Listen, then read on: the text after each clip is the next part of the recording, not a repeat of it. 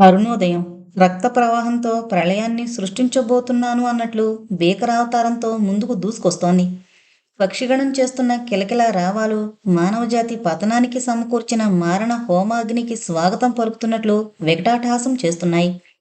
Car మేఘాలు మాటున దాగిన రక్కసి జీవితాన్ని వెక్కిరించింది. రాగస్రవంతిని ఆలపించవలసిన జీవన వీణ భగ్న వీణగా మారిపోయింది. దాని తీగలు తెంపి విసిరి తునాతునియలు చేసి ఆనందించిందామె. ఒక్క మహావ్యక్తి కొన్ని కోట్ల జీవితాలకు వెలుగు చూపి విశ్వమానవ శ్రేయస్సుకు తన జీవితాన్ని అంకితం చేస్తాడు. అటువంటి మహామహుణ్ణే నిలువున ప్రాణాలు తీయగల నరాధములున్నారు. అపకారం చేయని వానర జాతి కంటే పచ్చి రక్తం తాగే నరులు మన మధ్య మన మనసుల్లో కదలాడుతూ ఉంటే మనసున్న మనిషి క్షణక్షణము ఆ భయంకర జీవిత గహ్వరంలోకి తొంగి చూడలేక జీవచవంలా బ్రతుకుతుంటాడు. కల్చర్ పేరుతో సంఘసేవ నెపంతో తను పతనం కావడం కాక తన గాలి సోకిన వారందరినీ ఊబిలోకి ఈడ్చి వాళ్ళు హాహాకారాలు చేస్తూ ఉంటే, రోమ్ నగరం తగలబడిపోతూ ఉంటే నీరో చక్రవర్తి ఫిడేలు వాయించి ఆనందించినట్లు తన రూప కూడా, రూపా, మళ్ళీ నువ్వు నాకెందుకు కనిపించావు? ఆనాడు రూపాదేవి అలా ఆ పరిస్థితుల్లో తనకు ప్రత్యక్షమవుతుందని కలలో కూడా ఊహించలేదు. కొన్ని క్షణాలు అచేతనంగా నుంచుండిపోయాడు తను. పబ్లిక్ స్టేజ్ పైన హోమ్ మినిస్టర్ గారి హిందీ స్పీచ్ను తెలుగులోకి అనువదిస్తుందామె. స్నేహితుని పెళ్లికి తిరుపతొచ్చిన తను స్నేహ బృందంతోటి యూనివర్సిటీ క్యాంపస్లో జరుగుతున్న ఆ మీటింగ్కు బయలుదేరొచ్చాడు. పాలరాతి విగ్రహానికి ప్రాణమొచ్చిందా అన్నట్లు ఆమె సున్నితంగా చేతులు తిప్పుతూ తీర్చినట్లున్న గులాబీ పెదిమలు కదిలి కదలక స్వచ్ఛమైన తెలుగులో మాట్లాడుతూ ఉన్నామే. ఆమె మనిషి కాదు, దేవత. తన రూపంతో మానవులను సమ్మోహితులను చేస్తుంది. ఆమె గళం ఒక సారంగి. సారంగి తన వాదనతో మంత్రముగ్ధులు చేస్తుంది. కాని కాని మంత్రగాడు తన సారంగిని వాయించి ఊరి పిల్లలందర్నీ తన వెంట తీసుకెళ్లి నదిలో ముంచేసినట్లు, రూపాదేవి, ఆపు నీ సారంగి. పురుషులను అమాయకులను చేసి నడి సముద్రంలో ముంచబోకు. హరివిల్లు లాంటి రూప ఏదో జోక్ విసిరినట్లుంది. ఈలలతో ప్రశంసాపూర్వకమైన చప్పట్లతో గ్రౌండ్ అంతా మారుమ్రోగిపోయింది. తను క్షణం నిల్చోలేకపోయాడు. అప్పటికప్పుడు ఊరికి తిరిగొచ్చాడు. మోనుతున్న గాయాన్ని కత్తితో రేపింది రూపాదేవి. ఒకానొకనాడు అటువంటి దృశ్యమే తన జీవితాన్ని తారుమారు చేసింది. మంచిని మాత్రమే చూడగల విశాల మనస్తత్వం ఉండడం కూడా చాలా చెరుపే. ఎందరు ఎన్ని విధాలు చెప్పినా రూపాదేవి మైకంలో నుంచి తప్పించుకోలేకపోయాడు తను. రూపా, నీ దగ్గరేదో వశీకరణ శక్తి ఉంది. నీ అందం, నీ తెలివితేటలు, నీ మనసు అన్నీ నాకు అంకితం చేస్తావని కలలో కూడా అనుకోలేదు. నిన్ను భారీగా పొంది నేనెంత గర్విస్తున్నానో తెలుసా? రూపాదేవి భావగర్భితంగా నవ్వింది. రూపా, అభ్యుదయం అనుకుని ఏదో సంఘాన్ని ఉద్ధరించేయాలని ముందడుగు వేస్తున్న నీపైన ఎన్ని అపనిందలు! ఇంత అసూయ మనుషులకు ఎందుకుంటుందో నాకు అర్థం కావడం లేదు. అయితే నేను ఒక్కటి నమ్మలేదనుకో. Useless fellows. సొసైటీకి అటువంటి వాళ్ళు అంటూ జడ్జానంటించే క్రిములు. నీతి, నియమం, ధర్మం, అధర్మం, శీలం అంటూ బోధించే వరకే వాళ్ల పని. అందుకే చితికిపోయిన మన సంఘం అంటే నాకంత జాలి. పతనమైపోతున్న స్త్రీ జాతి పట్ల నా సానుభూతి. మన పెద్దలు ఏర్పరిచిన ధర్మపదంలో స్త్రీకొక నీతి, పురుషుడికొక నీతి. స్త్రీకి శీలం ప్రధాన వస్తువైనప్పుడు పురుషునికి ఎందుకు కారాదు? అతను వెచ్చలివిడిగా తిరిగిన సంఘం క్షమిస్తుంది. స్త్రీ క్షమించి తీరాలి. ఎందుకంటే అది ఆమె నేర్చుకున్న ధర్మపాఠం. తప్పన్నది ఎక్కడా లేదు. సాంఘిక కట్టుబాట్లకు మనిషి లొంగుండాలి. అందుకే వివాహ వ్యవస్థ ఏర్పడింది. ఆ సాంఘిక చట్టానికి లొంగబట్టే మిమ్మల్ని పెళ్ళాడాను. మీరు నా మార్గానికి ఆటంకం ఉండరని ప్రామిస్ చేయబట్టే మిమ్మల్ని భర్తగా అంగీకరించాను. రూపా, ఇది నా అదృష్టం. దైవం నా యందుండబట్టే నిన్ను నా భార్యగా ప్రసాదించాడు. సురేంద్ర ఆమెను గాఢ ఆలింగనం చేసుకున్నాడు. నాకు తెలుసు సురేన్, మీరు నన్నెంతగా ప్రేమిస్తున్నారో. అందుకే అంటారు, ప్రేమ కూడా తన పరిధులు దాటి వెళ్లరాదని. సున్నితంగా అతని క్రాఫు సర్దుతూ పెదిమలు విడివడక నవ్వేదామె. ఆమె గుండెల్లో తలదాచుకుని, రూపా, నా రూపా, నువ్వెప్పుడు నాతో వాగ్యుద్ధానికి దిగబోకు. నువ్వు నిమిషం మాట్లాడకపోతే నేను బ్రతకలేను. మన ప్రేమ ఇలాగే జీవితాంతం శాశ్వతంగా సూర్యచంద్రుల్లా. అతని పెదిమలను గులాబీ స్పాంజి లాంటి ఆమె పెదిమలు మూసివేశాయి. రూపా, సురేన్, నువ్వు నన్నెప్పుడు వదిలి వెళ్ళవు కదూ? గోముగా మత్తుగా వినిపించేది ఆమె గొంతు. మరి నా కోరికే? అమ్మో, అప్పుడే? అయితే నీతో మాట్లాడేది లేదు ఈ రోజు నుండి. అప్పుడు మీ కోరిక తీరినట్లే ఆమె హాస్యం చేసేది. చెప్పురాణి, నీ ప్రతిరూపం నింపుకున్న ఒక్క బాబు, ఒకే ఒక్క బాబు, ఇక నిన్నేమీ కోరను ఈ జీవితంలో. మరి ప్రతిఫలం నాకేమిస్తారో? ఆశగా కళ్ళల్లో కళ్ళు కలిశాయి. ఏదైనా సరే, చివరికి నా ప్రాణమైనా. ఆమె చేతిని తన గుండెలకు ఆనించుకుని తపనగా అన్నాడు. అబ్బే, ప్రాణాలు నాకెందుకు? ప్రాణాలు తీసేందుకు నేను రాక్షసునా ఏంటి? శ్రీరాముని సాక్షి చెప్పుకో మరి. ఆమె చెంపలను తన చెంపలతో తడిమాడు. మరి ఏది కోరినా సరే ఒప్పుకున్నట్లేగా. మాట తప్పకూడదు. మీకో బాబునిచ్చేసి నేను సీతల అరణ్యాలకి వెళ్ళిపోవాలనుంది. అతను నవ్వి, ఈనాడు కణ్వ మహర్షి లేడుగా నిన్ను కాపాడేందుకు అన్నాడు. అదిగో, మాట తప్పనన్నారు. ఎగతాళిగా తీసి పారేస్తున్నారు. రూపాదేవి అలుకలు బోయింది. అతను నిటారుగా లేచి కూర్చున్నాడు. ఏంట్రూపా నువ్వంటోంది? నీ ఆశయాలేమిటి? ఒక క్షణం కాళ్ళు ముడుచుకుని ఇంట్లో కూర్చోలేని నువ్వు ఇంతకు ఏమిటా పిచ్చి కోరికే? "హుం," నిట్టూర్చిందామె. నేను ముందే అనుకున్నాను మీరా మాట అంటారని. అరణ్యానికంటే అడవికా ఏంటి? అలా వెళ్ళిపోవాలనుంది చాలా దూరం. ఆమె అతని చెవిలో రహస్యం చెప్పింది. అతని ముఖం ఆనందంతో వెలిగింది. ఆ పైన ఆమె చెబుతున్న మాటలు వినిపించలేదు. రూపాదేవి నడుమును రెండు చేతులతో చుట్టేసి ఆమె ముఖం నిండా మెడ కింద లెక్కలేనన్ని ముద్దులతో నింపేశాడు. రూపా, నాకు తెలియకుండా ఇన్ని రోజులెలా దాచేశావు ఈ రహస్యం? ఆనందోద్రేకం తగ్గిన అతని ముక్కుపుటాలింకా అదురుతూనే ఉన్నాయి. అతని కళ్ళు విజయగర్వంతో మెరిశాయి. మొదటి రాత్రి తన ముందు నిల్చున్నప్పుడు కలవరపడినట్లు కలవరపడిపోతూ, రూపా, నన్ను ఆనందంతో పిచ్చివాణ్ణి చేశావు. నిన్నెలా అభినందించాలో అర్థం కావడం లేదు అన్నాడు. అయితే మీరు నాకిచ్చిన మాట తప్పరు కదూ? అంతవరకు నవ్వుతున్న అతని ముఖం కళ తప్పింది. లేని నవ్వును తెచ్చుకుని, సాధారణంగా ప్రెగ్నెంట్ లేడీస్కు రకరకాల కోరికలు కలుగుతుంటాయట. చూడబోతే నాకు పుట్టబోయే బిడ్డ పూర్వజన్మలో ఏ మహాయోగం అయి ఉంటాడు. అందుకే నువ్వు అటువంటి కోరిక కోరుతున్నావు. అబ్బా, మళ్ళీ వచ్చారు జన్మలకు కర్మలకు. నాకు అటువంటి విషయాలు వినాలంటే పరమ బోర్. ముఖం మార్చుకుందామే. అతను నిట్టూర్చి ఆమె ముఖంలోకి పరిశీలనగా చూశాడు. ఊసర వెళ్ళి రంగులు మార్చినట్టు క్షణక్షణం ఆమె చిత్తం మారిపోతూ ఉంటుంది. ఒక్క నిమిషంలో స్వర్గద్వారాలు తెరిచి మరుక్షణమే అగాధాల్లోకి నెట్టేసే మంత్రశక్తి ఆమెకుంది. ఆమె వాగ్ధోరణికి చిరాకులకు అలవాటు పడ్డ సురేంద్ర సాధారణంగా తనే లొంగిపోతూ ఉంటాడు. కొన్ని గంటలు అలుకలు పోయినా సినిమాకో బీచ్కో పార్కుకో వెళ్ళి తిరిగొచ్చేసరికి ఆమె అలకమానిన సత్యభామల అతన్ని అలరించేది. బలీయమైన ఆమె కామవాంఛ ముందు అతను ఓడిపోయేవాడు. నిండు కొలంలాంటి గంభీరమైంది అతని ప్రేమ. శరీర సుఖాన్ని వాంఛించడం సహజం. కానీ ఎందుకో ఒక్కోసారి అతనికి భయంకరమైన ఆలోచనలు కలిగేవి. ఆమె ప్రవర్తనకు ఆశ్చర్యపోయిన అతను నిజంగా రూపాదేవి నన్ను ప్రేమించిందా అన్న సందేహం కూడా కలగకపోలేదు. జీవితంలో ఏదో చేజార్చుకున్నాను అన్నట్లు మసులుతున్న ఆమె అతనిలో సంచలనాల్ని రేపుతుంది అప్పుడప్పుడు. ఈనాడు ఉన్నట్టుండి అంత తియ్యటి వార్త చెప్పిన రూప తన ప్రాణంలో ప్రాణం, తన శరీరంలో శరీరం, తన అర్ధాంగి, తమ ఇద్దరి జీవితాలు పూర్ణత్వాన్ని పొందబోతున్నాయి. ఇంకా కొద్ది రోజుల్లోనే ఆ ఇంట ఒక పసిపాప నడయాడబోతోంది. బంధువర్గా నుండి బహిష్కరించబడిన తనకు జీవనాధారం, వంశాంకురం, వార్ధక్యంలో ఊతకర్ర లభించబోతోంది. అబ్బా, ఏంటిది? నా చేతులెలా నలిగిపోయాయో చూడండి. ఆమె చేతులు గులాబీ రంగును పులుముకున్నట్లు అగుపించాయి.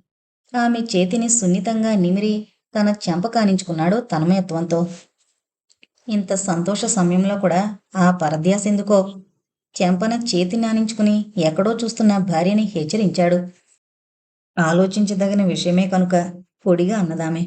అవును, అది సహజమేగా. దంపతులు తమకు కలగబోయే సంతానాన్ని గురించి కలలుగనడం, నాకు బాబే అని ఒకరు, కాదు నాకు పాపాయే అని ఇంకొకరు. ఎవరి పిచ్చి వారికి ఆనందమంట. నన్నడిగితే నాకిప్పుడప్పుడే పిల్లలు కావాలని లేదు. అబార్షన్ చేసుకోవాలని పిల్స్ కూడా వాడాను మీకు తెలియకుండా. కానీ మొండి ప్రాణంలాగుంది. సురేంద్ర కనుబొమ్మలు ముడిపడ్డాయి. భార్య ముఖంలోకి ఆశ్చర్యంగా చూస్తూ ఆమె చేతిని వదిలేశాడు. ఎర్రబడిన కళ్ళతో ఆమె కళ్ళలోకి చూసి, రూపా, ఈ మాటలన్నది నువ్వు గనక వదిలేస్తున్నాను. వేరే ఎవరైనా అంటే చెంపలు వాయించేవాణ్ణి. నేను ఎరుగునంతవరకు స్త్రీలు వివాహమైన తర్వాత కొంతకాలానికి బిడ్డలు కావాలని వాపోతూ కనిపించారు. కానీ స్త్రీత్వాన్ని సవాల్ చేస్తున్న నిన్ను ఈ విషయంలో క్షమించలేను రూపా. 25 నిండాయి. దాంపత్య సౌఖ్యాలను అనుభవిస్తున్నాం, కోరికలు తీర్చుకుంటున్నాం. ఇది కూడా అందులో ఒక భాగమే. జీవితానికి పునాదిరాళ్ళు బిడ్డలు. వార్ధక్యంలో వాళ్ళు ఆదుకోవడం అలా ఉంచి, మానవుని కర్తవ్య నిర్వహణలో అది ఒక భాగమేనంటాను. భార్య, భర్త వీరిద్దరి అనురాగానికి చిహ్నం పసిపాపలు. ఎన్ని ఘర్షణలొచ్చినా, ఎన్ని కష్టాలొచ్చినా ఆ పసివారిని చూసి అంతా మరిచిపోయి తన ధర్మాన్ని నిర్వర్తిస్తాడు మనిషి. సాంఘిక వ్యవస్థ కుంటుబడక నడవాలంటే సంతానమే ఆధారభూతమవుతోంది. వివాహం చేసుకుని సంఘం కట్టుబాట్లను ఆచరించిన నువ్వు సంతానం విషయంలో ఇలా ఎందుకు ఆలోచిస్తున్నావు రూపా? రూపాదేవి నిర్లిప్తంగా నవ్వి ఊరుకుంది. ఆ నవ్వు వెనక దానికి నిగూఢమైన రహస్యం నీకేం తెలుసులే అన్నట్లుంది ఆమె తీరు. ఇంకో సమయంలో అయితే భర్త వాగ్ధోరణికి గంటల కొద్దీ వాదించి అతన్ని ఓడింపజేసేది. తన సహజమైన వాగ్దాటితో. ఆమె మౌనానికి అతను కరిగిపోయాడు. ఆమెను అక్కున చేర్చుకుని, రూపా, నీకు మాత్రం పాపాయి కావాలని లేదు. ఏదో నన్నిలా ఉడికించాలని మాట్లాడుతూ ఉంటావు. కానీ మళ్ళీ అటువంటి అనారోగ్యకరమైన ఆలోచనలు పొరపాటును కూడా నీలోకి రానివ్వకు. నీ సంఘ సేవకు, షికార్లకు ఎటువంటి ఆటంకం రాకుండా నేను బాబుని సంరక్షించుకుంటాను, సరేనా? ఆమె సమ్మతి సూచకంగా సురేంద్ర వంక చూసి చిరునవ్వు నవ్వింది. రూపా, రేపే డాక్టర్ చెకప్కి వెళదాం పద. నా ఫ్రెండ్స్ అందరికీ ఈ తీయని వార్త చెప్పి స్వీట్స్ పంచాలి. అంత పని చేయకండి. డెలివరీ అయ్యాక నా ఫ్రెండ్స్ కలిపి గ్రాండ్గా డిన్నర్ ఇచ్చుకుందాం. ఓకే, నీ మాట ఎప్పుడు కాదన్నాను గనుక. కానీ ఈ ఆనందాన్ని నేనొక్కడనే భరించడం కష్టం రూపా. అతను పనున్నట్టు లేచి డ్రాయింగ్ రూంలోకి వెళ్లడం చూసి రూపాదేవి గట్టిగా నిట్టూర్చింది. ఆమె ముఖాన ఏదో నైరాస్యం కొట్టొచ్చినట్టు కనిపిస్తోంది. ఎటూ తేల్చుకోలేని ద్వంద్వావస్థలో పడిపోయి తల గట్టిగా పట్టుకుని సోఫాలో జారిగిలబడింది. ఆమెకు మెలకు వచ్చి చూసేసరికి బెడ్ మీద ఒంటి నిండుగా బ్లాంకెట్ కప్పుకొని పడుకునుంది. ఆనందంతో గుండె బొరువెక్కి కునికిపాట్లు పడుతున్నాడు పక్క మంచం పైన సురేంద్ర. ఒకనాడు ఉన్నట్లుండి ఆయ ఇంటి నుండి అంతర్ధానమైపోయింది. దానికి కారణం ఏమై ఉంటుందో నిర్మలకి ఎంత ఆలోచించినా అర్థం కాలేదు. ఆ ఉదయం బహుశా వెళ్లబోయే ముందు కాబోలు. మా రూపమే ఈ ఇంటుంటే ఇంతమందికి ఇన్ని గుండెలుండేవా నన్ననేందుకు అనుకుంటోంది స్వగతంగా. నిర్మల ఆ ఇంట అడుగుపెట్టిన 2 ఏళ్లలో ఒక ఆయ తప్ప రూపాదేవిని మంచిది అన్న వ్యక్తి ఒక్కరూ కనిపించలేదు. చివరికి సురేంద్ర కూడా ఒకనాడు మాటల సందర్భంలో స్త్రీకి అన్నింట్లోకి శీలం ప్రధానం నిర్మల అంటూ మాట తప్పించేశాడు. తన ప్రియమైన యజమానురాలు ఇల్లు వదిలేసినా ఆయా మాత్రం అక్కడి నుండి కదల్లేదు. మరి ఈనాడు ఉన్నట్టుండి అదృశ్యమైపోయిందంటే దానికి బలమైన కారణం ఉండుంటుంది. ఆ ముందు రోజు రాత్రి ధర్మయ్య గారు సురేంద్ర కలిసి ఆస్తికి సంబంధించిన విషయాలేవో చర్చించుకుంటున్నారు. బయట కిటికీ దగ్గర కదలాడుతున్న నీడను చూసి సురేంద్ర లేచి కిటికీ చెంతకొచ్చాడు. ఆయమ్మా, ఇలారా అని పిలిచాడు. ఎన్నాళ్లుగా అలా పొంచుండి ఇంటి రహస్యాలన్నీ బయటికి చేరవేస్తోందో ఆనాడు దొంగ దొరికిపోయింది. వణికిపోతూ నిల్చున్న ఆయమ్మను చూసి, ఎందుకిలా నాటకమాడుతున్నావాయమ్మా? ఇది మొదటిసారి కాదు నీ పద్ధతి గమనించడం. చివరిసారిగా హెచ్చరిస్తున్నాను. ఈ ఇంట నువ్వొక ఆయవని గుర్తించుకుని మసులుకో. ఇంకొకసారి ఇలా చేశావా జాగ్రత్త. ఆయ మరో మాట్లాడక లోపలకు నడిచింది. ఉదయం అదృశ్యమైపోయింది. బాబు గదిలో నిద్రపోతున్నాడు. రేపటి నుండి తను గోళ్లు గిల్లుకుంటూ కూర్చోవాలి. బాబును కాన్వెంట్లో చేర్చబోతున్నాడు సురేంద్ర. మనసంతా చికాగ్గా అశాంతి అలుముకున్నట్లుగా ఉంది. ఆనాటి సాయంకాలం సురేంద్ర బాబుకు కావలసిన పలక, పుస్తకం, బాక్సు వగైరాలు కొనుక్కుని నేరుగా నిర్మల గదిలోకొచ్చాడు. లైటు కింద చాపపైన కూర్చుని గోళీలు లెక్కబెట్టిస్తూ ఉంది నిర్మల బాబు చేత. అటుకేసి ముఖం తిప్పి కూర్చుందామె. పొడవాటి ఆమె జడ చాప మీద పాములా పారాడుతోంది. ఆమె కదిలినప్పుడు జాజి మొగ్గల సరం తలలో నిలవలేనట్టు భుజం మీదకి జారుంది. బాబు 1 2 3 అని లెక్కబెడుతూ 3 అన్న మాటను స్పష్టంగా ఉచ్చరించలేక తిరిగి అంటున్నాడు. నిర్మల మళ్లీ మళ్లీ పలికే విధానం చెబుతూ ఉంది. బాబును ఆడించేటప్పుడు మాతృస్థానంలో నిల్చునే నిర్మల ఈనాడు బాబుకి గురువుస్థానంలో ఉండి విద్య నేర్పుతోంది. ఎందుకో ఆ దృశ్యం అతి మనోహరంగా కనిపించింది సురేంద్ర కంటికి. బాబు నిర్మలను అనుకరించబోతూ చప్పుడుకు వాకిలి వైపు తిరిగి చూశాడు. నాన్న నాన్న అంటూ పొరుగును వెళ్లి తండ్రి చాకనెక్కాడు. నిర్మల లేచి నిల్చుని భుజం చుట్టూ పమిట కప్పుకుంది. సురేంద్ర అభినందనపూర్వకంగా ఆమె వంక చూసి, రేపటి నుండి నీకు చాలా శ్రమ తప్పుతుంది నిర్మల అన్నాడు. అయితే రేపే చేర్చబోతున్నారా బాబును అడిగిందామె. బాబు తండ్రి చంకదిగి అతని చేతిలోని బాక్సు తెచ్చి చాపపైన పెట్టాడు. దాని మూత తెరిచేందుకు ప్రయత్నం చేస్తున్నాడు. అవును నిర్మల, రేపే మంచి రోజట. చేర్పించేయడమే మంచిదనుకుంటున్నాను. నమ్మకస్తుడైన డ్రైవర్ కావాలని నా స్నేహితునితో చెప్పాను. ఇక రోజు వేళను రాను బాబుకు శ్రమ తప్పదు. ఆమెకి ఎదురుగా వచ్చి కూర్చునన్నాడు. పోనీ ఒక పని చేయండి. నిర్మల బాబుకు బాక్సు మూత తెరిచేందుకు సాయపడుతూ అంది. కాన్వెంట్లోనే ఒక గది ఇవ్వగలరేమో కనుక్కోండి. బాబు నేను అక్కడే ఉండిపోతాం. సురేంద్ర నవ్వి, అయితే నా బాబును నువ్వే ఉంచేసుకుందామనుకుంటున్నావా అన్నాడు. అతను బాబుని విడిచి ఒక్కరోజు కూడా ఉండలేడు. ఇక 30 మైళ్ళ ప్రయాణం తప్పదు కాబోలు బాబుకు మనసులోనే అనుకుంది. పిల్లవాడు తండ్రి తెచ్చిన ఆ కొత్త వస్తువులను చాలా ఆసక్తితో తీసి ఒక్కొక్కటే పరికిస్తున్నాడు. పెన్ను తీసి ఇది నాకా అక్కయ్యకా అంటూ తండ్రిని అడిగాడు. అన్నీ నీకే బాబు. అక్కయ్య పెద్దదైపోయిందిగా, ఇక చదువుకోదు అన్నాడు. తనకు సంబంధించిన ఆ కొత్త సామాగ్రిని అతి జాగ్రత్తగా పెట్టెలో సర్దుకోసాగాడు బాబు. ఇంతవరకు బాబుకు పేరు పెట్టలేదు. ముద్దుగా పేరుతో పిలిపించుకునే అదృష్టాన్ని కూడా నోచుకోలేదు వీడు. నేను ఆ విషయమే తలపెట్టలేదు. నీకు తోచిన మంచి పేరేదైనా ఉంటే చెప్పు నిర్మల. నిర్మల చిరునవ్వుతో, నాకు నచ్చిన పేరు మీకు నచ్చుతుందా అంది. నువ్వు నచ్చినప్పుడు నీ పేరెందుకు నచ్చదు నిర్మల? అతి సాధారణంగా దొర్లిపోయిన ఆ మాటలకు ఆమె ఆశ్చర్యపోయి అతని ముఖంలోకి చూసి చొప్పున తల వాల్చేసుకుంది. బాబు బాక్సు తెచ్చి తన పక్కనే పెట్టుకుని మళ్ళీ గోళీలు లెక్కిస్తూ 1, 2, 3 అంటూ దొర్లిపోయిన తప్పుకు సిగ్గుపడుతూ నిర్మల ముఖంలోకి చూశాడు. కృష్ణకిషోర్, ఈ పేరు మీకు నచ్చితే బాబుకు పెట్టండి అన్నదామె. కృష్ణకిషోర్ 1-2 సార్లు ఉచ్చరించి ఒక్క క్షణం ఆలోచించిన సురేంద్ర బాబు కిషోర్ అని పిలిచాడు. కిషోర్ కంటే ముందు వినిపించిన బాబు అన్న పదం పిల్లవానిని తండ్రి దగ్గరకు రప్పించింది. నీ పేరేంటో చెప్పు. కృష్ణ. కృష్ణ కిషోర్. కిచోర్. నిర్మల తనువంతా ఆనందంతో పులకరించింది. ఎన్ని రోజులుగా బాబు కొరకు తన మనసులోనే దాచుకున్న ఆ పేరు తను ప్రసాదించడమే తడువుగా బాబుకు స్థిరపడిపోవడం ఆమెకు విచిత్ర అనుభూతి కలిగించింది. అక్కాయ్, నా పేరు కిచోర్. నిర్మల బాబును అనురాగంతో దగ్గరకు తీసుకుంది. ఎంతో మెచ్చుకోలు, అనురాగం, ఆత్మీయత నిండిన అతని చూపులు ఆమె హృదయంలో చొరబడిపోయాయి. ఇంతటి ఉత్తముడైన భర్తను, రత్నంలాంటి బిడ్డను కాలదనుకుని వెళ్ళిపోయిన ఆ రూపాదేవి కనిపిస్తే ఛీ, ఈడిచి లెంపకాయ వేసినా నిలువున చీల్చినా పాపం లేదు. సురేంద్ర వెళ్ళిపోవడానికి ఉద్యుక్తుడవుతూ ఉదయం 7:30కంతా తయారు కండి బాబు, నువ్వు మనం 8ంటికి అక్కడ ఉండాలి అన్నాడు. అయితే నన్ను కూడా రేపు కాన్వెంట్లో వేయబోతున్నారన్నమాట అంది నిర్మల నవ్వుతూ. నువ్వు కోరుకుంటే ఏ బళ్ళోనైనా సరే చేర్పించేస్తాను. చిలిపిగా సమాధానం చెప్పి వెళ్ళిపోయాడతను. సరిగ్గా 8 గంటలు కొట్టింది. హెచ్ఎం గదిలోని వాల్ క్లాక్. అప్పుడే తన గదిలోకి అడుగు పెట్టబోతున్న సురేంద్రను నవ్వుతూ ఆహ్వానించింది ప్రధానోపాధ్యాయుని. తల నుండి కాళ్ల వరకు తెల్లని బురకా తొడుక్కున్న ఆమె వంక జూ గార్డెన్లోని జంతువు కేసి చూసినట్లు ఆసక్తితో చూడసాగాడు కృష్ణకిషోర్. రాబాబు, రండమ్మా. నిర్మల చీరకొంగు పట్టుకుని భయం భయంగా వాకిలి వద్దే నిల్చున్న బాబును, నిర్మలను లోపలికి ఆహ్వానించిందామె. నమస్కారం చేయి బాబు, వీరు మీ టీచర్ గారు. నిర్మల హెచ్చరికతో తన చిన్ని చిన్ని చేతులను జతచేసి నమస్కరించాడు పిల్లవాడు. సురేంద్ర సైగ చేయడంతో నిర్మల కూడా అతని పక్కనే ఉన్న చైర్లో కూర్చుంది. హెచ్ఎం తమ కాన్వెంట్ రూల్స్, రెగ్యులేషన్స్ గురించి మళ్ళీ ఇంకో మారు సురేంద్రను హెచ్చరించి అప్లికేషన్ ఫారం ఒకటి సురేంద్ర చేతికి అందించింది. అతను దాన్ని అందుకొని శాంతం చదివి పెన్ను తీసి ఫిలప్ చేయసాగాడు. బాబు, నీ పేరేంటి? ఆ బుర్కా టీచర్ ప్రశ్నకు సమాధానం చెప్పాలా వద్దా అన్నట్టు నిర్మల ముఖంలోకి చూశాడు. బాబు చెప్పమ్మా, టీచర్ గారు అడిగితే చెప్పాలి నిర్మల హెచ్చరించింది.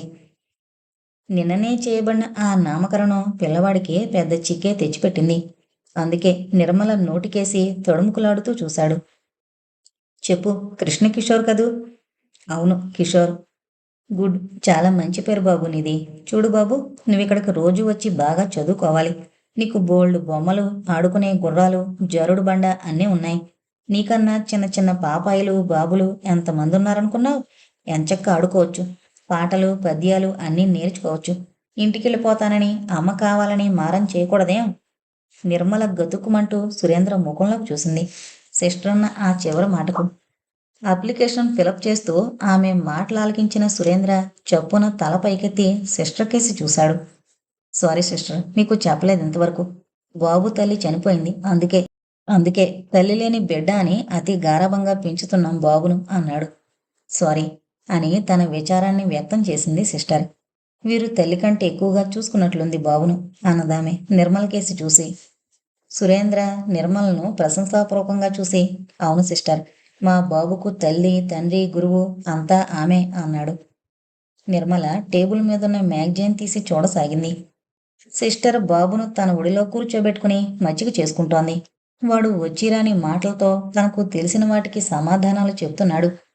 ఆమె పిల్లవాని పట్ల చూపేది నిజమైన వాత్సల్యమా లేక నటన అని సందేహం కలిగింది నిర్మలకు. సాధారణంగా నన్స్ అంటే ఆమెకు చాలా సానుభూతి. సర్వ మానవులను సమానంగా ప్రేమించమన్న జీసస్, విశ్వమే ఒక కుటుంబమన్న గాంధీ, మానవాళి సుఖశాంతుల కొరకు సర్వం త్యజించిన బుద్ధుడు, వారికి వారసులుగా సుసుఖాలను మరిచి సేవా మార్గంలో నడుస్తున్న సన్యాసులు.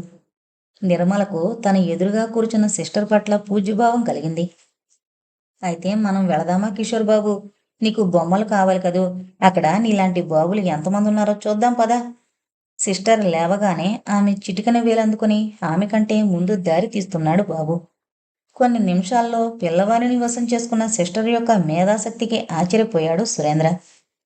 ఈవినింగ్ 4 కంతా వచ్చేస్తాం సిస్టర్ అంటూ నమస్కరించాడు ఆమె దగ్గర సెలవు తీసుకుంటూ సురేంద్ర. ఆమె కూడా చిరునవ్వుతో విష్ చేసి బాబును నడిపించుకుంటూ క్లాస్ రూమ్స్ వైపు వెళ్ళిపోయింది. బాబు తనను కాదని సిస్టర్ వెంట ఖుషీగా వెళ్ళిపోవడం చూసిన నిర్మలకు గుండెలు బరువెక్కాయి. దిగులుతో ఆమె ముఖం ముడుచుకుపోయింది. ఏ నిర్మల, నువ్వు బాబును వదిలి వచ్చేట్లు లేవే, పోని నువ్వు ఇక్కడే ఉండిపోతావా? నిర్మల తెచ్చిపెట్టుకున్న నవ్వుతో అతని వెనకే నడిచింది. సురేంద్ర కారు ఒక చిన్న బంగ్లా ముందుకొచ్చి ఆగింది. ఆర్డి రాయుడు బిఏబిఎల్ అన్న బోర్డు వాకిలి ముందు తగిలించుంది. తోటమల్లి కాబోలు వచ్చి గేటు తెరిచాడు. వీడు నా క్లాస్మేట్, నా పెళ్లికి ప్రోత్సహించిన వారిలో ముఖ్యుడు. తీరా అతన్ని చూశాక ఇతనేనా మీ ఫ్రెండ్ అని ఆశ్చర్యపోతావేమో. నేమ్ బోర్డును చూస్తూ తాము వెళ్లబోతున్న ఇంటి యజమానిని గురించి చెప్పాడు సురేంద్ర. హలో సూరి. వరండాలోకొచ్చి నిల్చుని సన్నగా పొడవుగా ఉన్న ఆ రాయుడు తన కీచు గొంతుతో ఆహ్వానించాడు. నిర్మల సురేంద్ర వెనకే నడిచొచ్చింది. ముందు గదిలో 3 ఆడవాళ్లు, ఒక వయసు మళ్లిన పురుషుడు కూర్చునున్నారు. వాళ్ళంతా లాయర్ గారి క్లయింట్స్. ఆ ఊరి చుట్టుపక్కల పల్లెల కేసులన్నీ అతనికే వస్తుంటాయి. ఆదాయం కూడా బాగానే ఉన్నట్టుంది. మినీ మినీ అని పిలుస్తూ వడివడిగా లోపలికి వెళ్ళిపోయాడతను. సురేంద్ర లోపలికి దారితీయగా నిర్మల్ కూడా నడిచింది. మినీ పేరేంటి? అతను క్రిస్టియన్ను పెళ్ళాడా? ఆలోచనలో పడింది నిర్మల. పొట్టిగా స్థూలంగా ముద్ద ముఖంతో కాస్త నాజుగ్గానే ఉన్న ఆమె అడుగులో అడుగు వేసుకుంటూ లోపల నుండి మధ్య హాల్లోకి వచ్చింది. నా భార్య సౌదామిని. నిర్మలకు పరిచయం చేశాడు రాయుడు. ప్రతి నమస్కారాలయ్యాక సౌదామిని సురేంద్ర వైపు తిరిగి, మీరీ మధ్య బొత్తిగా నల్లపూస అయ్యారన్నయ్య అంది. సురేంద్ర నవ్వి, నువ్వు ఇంట లేందే, ఈ 3 నెలల్లో నేను ఎన్నిసార్లు వచ్చి వెళ్ళానో వీణ్ణడుగు అన్నాడు పక్కనే ఉన్న రాయుడు భుజం చరచి. పోనీ నేనొచ్చాకనన్నా కనిపించారు కాదు అని నిర్మలను సమీపించి, మీ పేరు నిర్మల కదూ, అన్నయ్య మీ గురించి చెప్పినప్పుడంతా నేనే వచ్చి మీతో పరిచయం చేసుకోవాలి అనుకునేదాన్ని. మనం అనుకున్నది అనుకున్నట్లు జరిగితే ఇంకేమీ? నిరాశ ధ్వనించింది ఆమె మాటల్లో. పోనీ ఇప్పటికైనా నా పైన దయ కలిగి అన్నయ్య మీతో వచ్చినందుకు చాలా సంతోషం అన్నట్టు బాబెక్కడన్నయ్యా? చుట్టూ పరికించి చూసి అడిగింది సౌదామిని. రాయుడితో పిచ్చాపాటి మాట్లాడుతూ కూర్చున్న సురేంద్ర, బాబుని ఈరోజే కాన్వెంట్లో చేర్చామమ్మా, వాడితో ఇప్పుడో కొత్త సమస్య ఎదురైంది అన్నాడు. సూరి, మీరు మాట్లాడుతూ ఉండండి, ఇప్పుడే ఓ పావుగంటలో వచ్చేస్తాను అంటూ హడావిడిగా బయటున్న క్లయింట్స్తో మాట్లాడేందుకు వెళ్ళిపోయాడు రాయుడు. నీ బ్రతికే హడావిడి బ్రతుకు, పోరా నవ్వుతూ సాగనంపాడు సురేంద్ర. చాలా బాగా చెప్పారన్నయ్య. బయట వాళ్ళతో గంటల గంటలు మాట్లాడుతూ కూర్చుంటారా? ఇంట్లో మనసు విప్పి ఒక్క మాట నాతో మాట్లాడరు. ఈయన గారి తత్వం చూసి ఎంత విసిగిపోయానంటే ఇల్లొదిలి పారిపోదాం అనిపిస్తోంది ఒక్కొక్కసారి. కానీ 2 పిల్లలు, ఈ సంసారం, పైగా నేను లేకపోతే నీకు తెలుసుగా అన్నాయ్, మనిషి ఎలా దిగజారిపోతారో. ఏంటోలే అన్నయ్య, నీలాంటి ఆత్మీయులు కనిపించగానే మనసులోని బాధంతా వెళ్ళగక్కుతున్నాను. అయినా ఎవరి కర్మ వారు అనుభవించక తప్పుతుందా? సౌదామిని కన్నీరద్దుకుంది పమిటి కొంగుతో. ప్రపంచంలో ప్రతి మనిషికి ఏదో అసంతృప్తి. పిల్లా పాపలతో చక్కగా సంసారం చేసుకుంటూ ఉందనుకున్న సౌదామినికి ఎన్నో బాధలు. తన వారందర్నీ కాదని ఎదిరించి వివాహమాడిన సురేంద్ర జీవిత పోరాటంలో ఓడిన విరాగిలా ఉన్నాడు. ఇకపోతే తాను ఎరిగిన సుమతి ప్రేమ పేరుతో దగా పొందిన అమాయకురాలు. అభ్యుదయగామిని అంటూ యవ్వన చాపల్యంతో తన వారందరికీ కంటకంగా తయారైన రూపాదేవి. ఒక్కొక్కరిది విభిన్నమైన మనస్తత్వం. ప్రపంచంలోని మానవజాతంతా ఇలాగే అసంతృప్తితో జీవిస్తోందా? కాదు. ఈ సంఘంలోనే ఉంటూ మానవ శ్రేయస్సుకు పోటుపడుతున్న ఆ మనసు కోరికలను జయించి జీవించడం లేదా? తాను ఒక సన్యాసినిగా మారిపోతే ఈ బాధలకు, దుఃఖాలకు, ఆశలకు అతీతురాలుగా ఉండొచ్చు. కానీ అది స్వీకరించాక మధ్యలోనే తప్పటడుగు వేస్తే? నిర్మల గారేదో దీర్ఘాలోచనలో ఉన్నట్టున్నారే. చెంపకు చేయి చేర్చి పరిసరాలను మరిచిన నిర్మలకేసి చూసంది సౌదామిని. అబ్బే, ఏం లేదండి, తడబడిందామె. ఆ ఆలోచించేదేమిటో తీరుబడిగా ఇంటికి వెళ్ళాక చెదురుగాని టిఫిన్ కానివ్వండి అని వాకిలి వరకు వెళ్ళి డోరు కట్టెను కుచ్చిగా పక్కకు నెట్టి పట్టుకుని, నిర్మల గారు, మీరు కాఫీ తాగుతారా లేక అంది. నిక్షేపంగా తీసుకుంటాను గాని నువ్వు రామ్మా, మాతో కలిసి టిఫిన్ చెయ్యాలి ఈరోజు అన్నాడు సురేంద్ర. ఒకసారి అయిందన్నయ్య, మీరు కానివ్వండి, నన్ను ఇప్పటికే లావైపోతున్నావు అంటున్నారు వారు అని లోపలకు వెళ్ళిపోయిందామె. ఇప్పుడేగా మీ వారు సరిగ్గా మాట్లాడరు అన్నారు, నవ్వు అంది నిర్మల. రేతో తిరిగొచ్చిన సౌదామిని కళ్ళు విప్పార్చి ఆమె ముఖంలోకి చూసి ఫక్కున నవ్వింది. మీకింకా పెళ్లి కాలేదుగా, అందుకే అలా అడిగారు అంటూ పని మనిషిని పురమాయించేందుకు లోపలికెళ్ళింది. తమ సంభాషణకు సురేంద్ర ఏమనుకున్నాడో అని సిగ్గుపడిపోయి తల వంచుకుని కూర్చుంది నిర్మల. అలా ఏకాంతంలో తామిద్దరూ కలిసి ఉన్నప్పుడు ఇటువంటి సంభాషణ ఎప్పుడూ జరగలేదు. యజమాని ముందు భయభక్తులతో తూచి తూచి మాట్లాడుతుంది తను. సురేంద్ర కూడా ఆ సంభాషణ పట్ల ఆసక్తి చూపుతూ, చూసావా నిర్మల, సౌదామిని ఏమంటోందో? బాబు సరే నీకు గుడ్ బై చెప్పేశాడు. నే చెప్పిన కొత్త దారి చూసుకోక తప్పదు అన్నాడు. ఆ మాటలంటున్నప్పుడు అతని పెదిమలు నవ్వును దాచుకుంటున్నట్లు అనిపించాయి. ఒక్క క్షణకాలం ఆమె కనుబొమ్మలు ముడిపడ్డాయి. మళ్ళీ దృఢ నమ్మికతో అంది, బాబు నాకెప్పుడూ గుడ్ బై చెప్పడు. బాబు పెరుగుతున్న వాతావరణం అటువంటిది కాదు. సౌదామిని పొగలు కక్కుతోన్న సాంబారు, ఇడ్లీ టేబుల్ మీద ఉంచింది. ప్లేటు మీద ఆవిరి సురేంద్ర ముఖం నిండా అలుముకుంది. స్పూన్తో ముక్క తుంచి నోట్లో పెట్టుకోబోతూ చప్పున ప్లేటు కింద పెట్టేశాడతను. సౌదామిని అది చూసి, ఓహో, మీ ఫ్రెండ్ కోసమా? ఆయన గారు చెప్పిన అరగంట మధ్యాహ్నం 1 గంట అవుతుంది. వారికి తోడు టైంకి తిండనుకుంటున్నారా? వాడి సంగతి నాకు తెలీదటమ్మా, ఏదో గుర్తుకొచ్చిందంతే. ఇప్పుడు నాకు తెలిసిందిలేండి. ఇంట్లో బాబుతో కూర్చుని తినడం అలవాటు, వాడు లేక నోట పెట్టలేకున్నారు, అవునా? బాబుకేంలా అన్నయ్య, పిల్లల మధ్య జలసాగా ఆడుకుంటూ పాడుకుంటూ ఉంటాడు ఈ పాటికి. అవునమ్మా, వాడి మీద మమత రోజు రోజుకు పెంచుకుంటున్నాను. వాడైనా నన్ను అర్థం చేసుకుంటాడో లేదో. బాగుందన్నయ్య మీ ఆలోచన. ఉండే దిగుళ్ళు చాలవని ఎప్పుడో వాడు ఎదిగిన నాటి సంగతి ఇప్పుడెందుకు? క్రమశిక్షణలో పెంచితే పిల్లలు మన చెయ్యి ఎందుకు జారిపోతారు? అయినా ఈ ప్రపంచంలో ఎవరికెవరో లోకాచారం, ధర్మం, నీతి అన్నీ నడిబజారున పడిన గతం నాస్తి అనుకుని ఆశావాదంతో ముందుకు సాగిపోవాలన్నయ్య. చిన్న చిట్కా కనిపెట్టాను. అందుకే వారు ఎన్ని తిరుగుళ్ళు తిరిగినా నోరు విప్పి మాట్లాడకపోయినా ఈ సంసారం నెట్టుకొస్తున్నాను. తన బాధలను లెక్కబెట్టక సురేంద్రకు సలహా ఇస్తున్న సౌదామిని చూస్తే చాలా ఆశ్చర్యమేసింది నిర్మలకు. సురేంద్ర మౌనంగా టిఫిన్ చేయసాగాడు. నిర్మల కూడా సౌదామిని బలవంతంతో టిఫిన్ చేయసాగింది. సౌదామిని సాన్నిధ్యం ఆమెకు కొత్త స్ఫూర్తినిచ్చింది. ఉదయం నుండి తన హృదయంలో గూడు కట్టుకున్న అసంతృప్తి తొలగిపోయింది.